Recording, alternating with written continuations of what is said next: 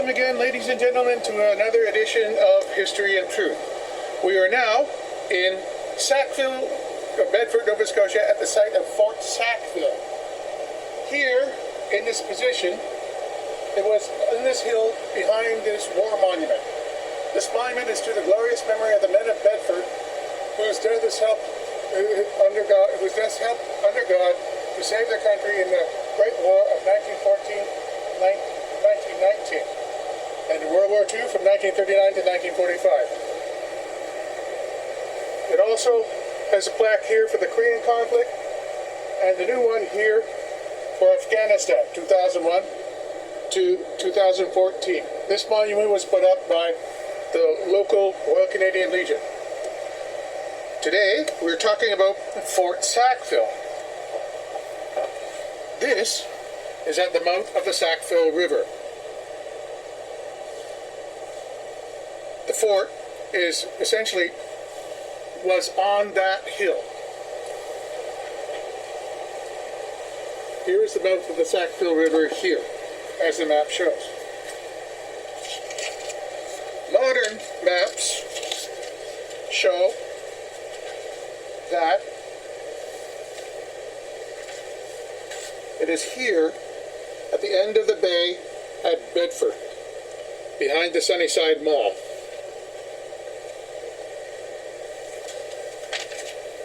Fort Sackville was a British fort in present-day Bedford, Nova Scotia. It was built during Father Loutre's War in 1749 to 1755 by British adjacent to present-day Scott Manor House on a hill overlooking the Sackville River to help prevent French, Acadian, and Mi'kmaq attacks on Halifax. The fort consisted of a blockhouse, a guardhouse, a barracks that housed 50 soldiers, and outbuildings. As you see, it was a 4-point star fort.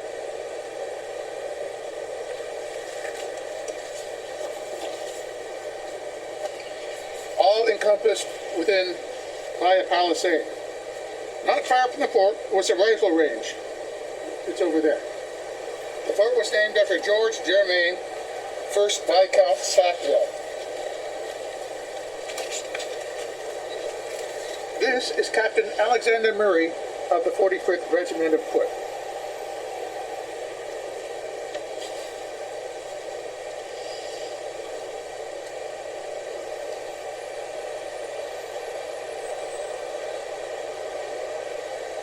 Here is the crest, the cap badge of the 45th Regiment of Foot, which were from Nottinghamshire. They were the Nottinghamshire, or also known as Sherwood Foresters. This regiment existed from 1741 to 1881, and from 1741 to 1800, and 1804 to 1814. Its battles were Father Loutre's War, the French and Indian War, American Revolutionary War, the Peninsular War near Spain and Portugal, the First Anglo-Burmese War, and the World Wars.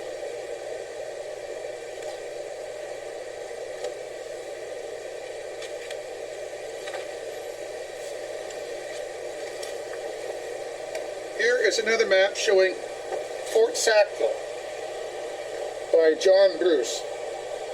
Okay? Despite the British conquest of Acadia in 1710, Nova Scotia remained primarily occupied by Catholic Acadians and Mi'kmaq. Father Loutre's War began when Edward Cornwallis arrived to establish Halifax with 13 transports on June 21st, 1749. The British remained largely in Halifax, having attempted to establish a settlement east of Halifax near present-day Lordstown Beach. They quickly abandoned the effort due to the threat of the Mi'kmaq attacks. 4 years after the founding of Halifax, Lunenburg was established. To guard against Mi'kmaq, Acadian, and French attacks on the new Protestant settlements, British fortifications were erected in Halifax, on Citadel Hill in 1749, Bedford, here, Fort Sackville, on that hill, and in 1749, Dartmouth in 1750, and Lunenburg in 1753, and Lawrencetown, Halifax County in 1754. Within 18 months of establishing Halifax, the British also took firm control of Peninsula Nova Scotia by building fortifications in all the major Acadian communities. Present-day Windsor, Fort Edward, Grand Pre, Fort Beaulogis, and Chignecto, Fort Lawrence, which is opposite Fort Beausejour, the French fort. A British fort already existed at the other major Acadian centre of Annapolis Royal, Nova Scotia. Cobequid remained without a fort. Father Leloutre's War. The 40th Regiment of Foot was also in this area. On September 11, 1749, Cornwallis sent New England Ranger John Gorham and his Mohawks to build a fort at the mouth of the Sackville River, here. The fort was to protect Halifax from attack by the Wabanaki Confederacy. Acadians and French and Gorham's Rangers were primarily natives, meaning Mohawks and others, from Cape Cod, his own hometown. He was sent with an armed vessel that stayed with him as Fort Sackville was built. There was a ship sitting right here while they were building the fort. 5 weeks later, on October 17th, Cornwallis wrote, "The posts of the head of the bay and Midas are made secure." Lieutenant Robert Patershaw of the 40th Regiment of Foot was also stationed at the fort, while Gorham used Fort Sackville as his base, from which he scoured the country for Mi'kmaq scalps as per Cornwallis's bounty set in October 1749, which is inaccurate because no, he didn't. Cornwallis ordered Gorham to Pisquid November 9 in an attempt to relieve the Mi'kmaq and Acadian siege of Grand Pre. Gorham also oversaw the establishment of a road to Windsor, which was completed by December 17. Gorham left again on January 3, 1750.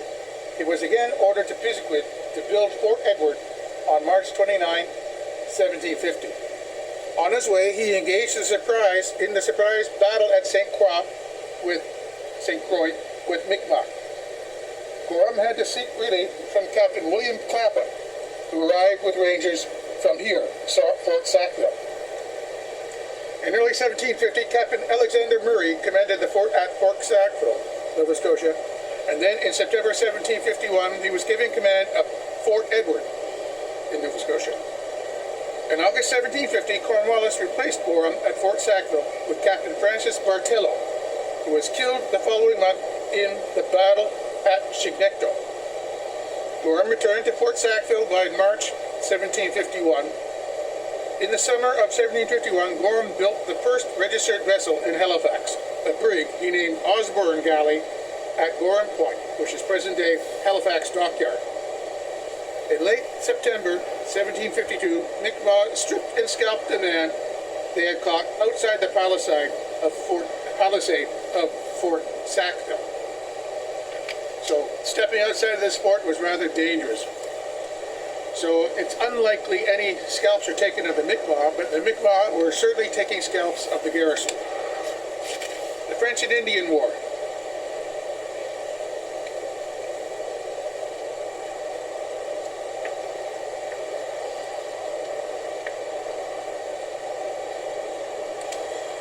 During the French and Indian War in April 1757, a band of Acadian and Mi'kmaq partisans raided a warehouse in nearby Fort Edward, killing 13 British soldiers and, after taking what provisions they could carry, setting fire to the building. A few days later, the same partisans also raided Fort Cumberland, which is Beausejour. Because of the strength of the Acadian militia and Mi'kmaq militia, British officer John Knox wrote that in the year 1757, we were said to be masters of the province of Nova Scotia, or Acadia, which, however, was only an imaginary possession. He continues to state that the situation in the province was so precarious for the British that the troops and inhabitants at Fort Edward, Fort Sackville here, and Lunenburg could not be reputed in any other light than as prisoners. On 28th September 1759, Mi'kmaq killed 2 laborers at Fort Sackville, once again just outside of the fort. During the American Revolution, during this war, the fort was an important way station between Halifax and Fort Edward in Windsor and points beyond, including Fort Cumberland, Moses Road.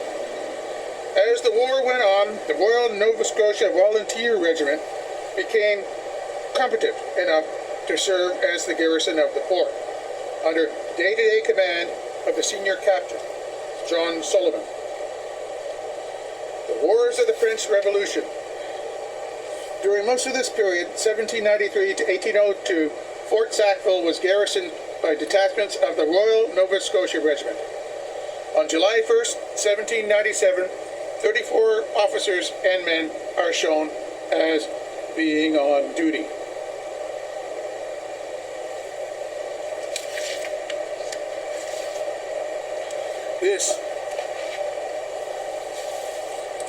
During the foundation of the early forts, Cornwallis and the other places, Halifax, Sackville, it was said that this fort was attacked so many times they stopped counting how many times it was attacked. The main attacker for this area was a very large mixed Acadian and Mi'kmaq warband led by the Acadian militant Joseph Broussard.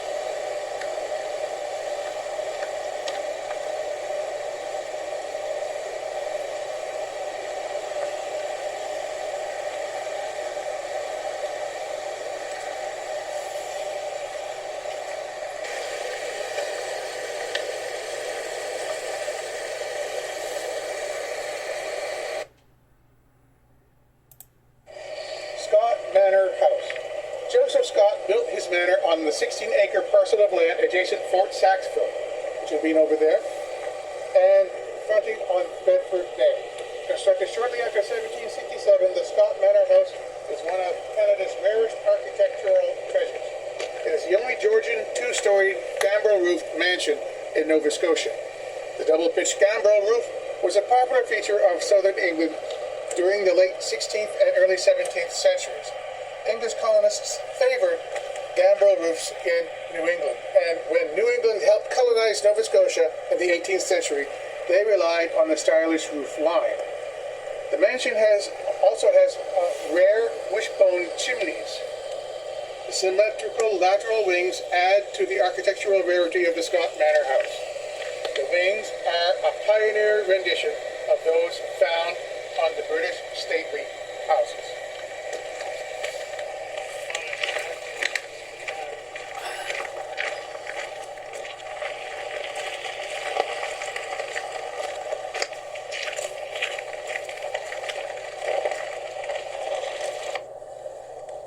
Sackville, 1749 to 1776. Here's a look at Nova Scotia Rangers, or Gorham's Rangers. And here's Pierre-François de Ragueneau, Governor of Canada in 1755. Here are construction of the fort, here when they were building it, and the Gorham's Rangers. Here's a 18th century belt axe, or tomahawk. Here is the Sleep-On Station, 1749, that was sitting there at the mouth. There's Brigadier General Edward Braddock, Commander-in-Chief in 1754. Fort Sackville was constructed in 1749 by Captain John Gorham, 1709 to 1751, and his Rangers, on orders from Governor Edward Cornwallis at Halifax. The fort was strategically located at the head of the Bedford Basin to protect the fledgling settlement of Halifax from overland attack. The fort overlooked On one side, the Sackville River, which was a frequently used waterway for the Mi'kmaq Indians, and on the other, an Acadian cut trail called the Pisgwood Road, the only overland route in the province. Captain Gorham proceeded to the head of the basin with all the materials necessary to the construction of the barracks. With the help of his 60 rangers, who were mostly Mohawk Indians and half-bloods from New England, Gorham established Fort Sackville, and an armed sloop was anchored offshore for additional support to the fort, with instructions to remain there all winter. By October 17, the post was secure. It was named Fort Sackville after Lionel Sackville, 1st Duke of Dorset, President of His Majesty's Privy Council. During the first winter, in 1750, Gorham's Rangers were ordered to march to Windsor 3 times to maintain control over the region. At the Battle of St. Croix, Gorham was wounded in the thigh. The following is a report from the Royal Engineer to the War Office in 1758. Fort Sackville is a small stockaded fort of about 60 yards outward polygon with 4 bastions badly constructed. It stands upon the entrance of a small river at the head of Bedford Basin. It mounts 1 6-pounder, 2 half-pounders, and 2 wall pieces. The stockades are almost rotten, and I think cannot stand above a year or 2. There are 3 houses within it, all of timber, 1 barracks for about 50 men, with a room for provisions and guard room, all under the same roof. Another has apartments for 3 officers. These want but a few repairs. The third has been a dwelling house. There is likewise a small blockhouse for the garrison to retire in case of the stockade being forced. This has lately been built and not quite finished. There is a further note indicating the fortifications to be square-shaped. In 1763, attention is directed toward seaward defenses of Halifax. In 1774, a report states Fort Sackville to be empty. By 1776, Britain was in a full-scale war with its 13 colonies to the south of Nova Scotia, but the series of forts that had been used to defend the Halifax area during the previous era were in sore need of repair. That year, Captain William Spry of the Royal Engineers wrote concerning Fort Sackville, "The palisades are very small and almost rotten. There is a barrack for an officer and 30 or 40 men under the same roof, much out of repair. There is a small blockhouse for the party to retire into in case of the palisades being forced." Early in 1776, Ensign Roberts was posted to Fort Sackville with the young Royal Highlanders, the 84th Regiment of Foot, and was in charge of the garrison of 2 sergeants and 26 private soldiers. In September of 1776, General Eyre Massey wrote to Secretary of State Lord George Germain that nothing could be done to fortify the fort except at vast expense, and that he had recalled the officers' guard, leaving only a sergeant and 12 men in charge. During the next 7 years, detachments of the Loyal Nova Scotia Volunteers, the Royal Fencible Americans, and the King's Orange Rangers did duty at the fort. They defended the Pisgwood Road to Windsor and the Minas shore and were important in stemming the steady flow of deserters from British and Loyalist regiments in Halifax. It was also of great importance as an advanced signal post to communicate possible enemy attack to Fort Needham in Halifax. Fear of French invasion in the 1790s prompted construction of a new, smaller barracks, accommodating 32 men, to replace the 49-year-old one. By 1815, the military outpost of Fort Sackville became minimal. It was henceforth referred to as the barracks, the station, or the outpost. The railway was built diagonally across the fort property in 1856, and in 1906, Gerald Ternan, owner of Scott Manor, acquired the land from the War Office. The guardhouse burned between 1883 and 1890, and barracks on July 4th, 1912.